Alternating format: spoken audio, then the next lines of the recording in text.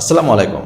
আমরা বিভিন্নভাবে অর্থ উপার্জন করে থাকি এবং বিভিন্নভাবে অর্থ উপার্জনের পর যখন আমরা সম্পদশালী হই, তখন হয়তো আমাদের অনেকের মনে আহ, একটা বোধোদয় হয় যে আমাকে এখন ধর্মের পথে আসা উচিত।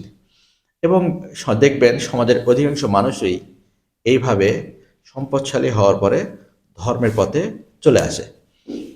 ধর্মের পথে এসে তারা হয়তো নামাজ রোজা বা ইসলামের লেবাস ধারণ করে এবং চেষ্টা করে আহ, পরিপূর্ণভাবে ইসলামের ওপরে থাকার। কিন্তু সে যে সম্পদটা অর্জন করেছে, সেই অবৈধ পথে অর্জিত সম্পদ সে কিন্তু তখনও তার দখলে রেখেছে। অর্থাৎ সে সেই অবৈধ সম্পদটাই ভোগ দখল করছে এবং ভোগ দখল করে সে ইসলামের পথে থাকার চেষ্টা করছে। কিন্তু আপনার একটা জিনিস খেয়াল রাখতে হবে যে আপনি যে সম্পদটা অর্জন করেছেন অবৈধভাবে, সেটা কারো না কারো হক নষ্ট করে আদায় করেছেন এবং সেই অর্জিত সম্পদ আপনি এখনো ভোগ করছেন, অথচ আপনি বাহ্যিকভাবে ইসলামের পথে থাকার চেষ্টা করছেন। তাহলে কি হলো? এটা আপনার নীতিগতভাবে আপনি দ্বিমুখী হয়ে গেলেন।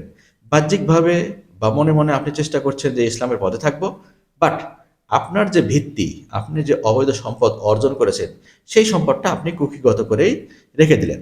তাহলে কি আপনার পরিপূর্ণভাবে ইসলামে থাকা হলো? না, আপনি দ্বিমুখী নীতি অনুসরণ করলেন। হ্যাঁ, আপনাকে কি করতে হবে? আপনি যে সম্পদটা অর্জন করেছেন অবৈধভাবে, কারো হক নষ্ট করে, সেটা আগে তাকে ফিরিয়ে দিতে হবে।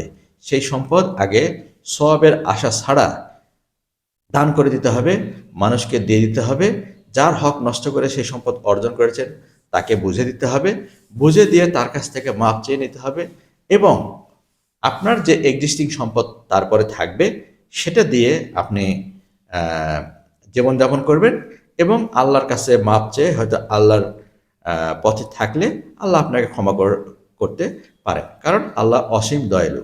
সুতরাং আপনাকে মনে রাখতে হবে যে আপনার অবৈধ পথে অর্জিত যে সম্পদ, সেটা যার যেখানে প্রাপ্য ছিল, যার কাছ থেকে হক নষ্ট করে নিয়েছেন, আপনি সেটা তাকে পারলে দিয়ে দিবেন। আর যদি তাকে খুঁজে না পান, তাহলে সওয়াবের আশা ছাড়া আপনি এই সম্পদ আগে সম্পূর্ণ সাধারণ গরিব দুঃখী মানুষের মধ্যে বিলিয়ে দিবেন। তারপরে আপনি আপনার ইমানকে পরিশুদ্ধ করতে পারবেন।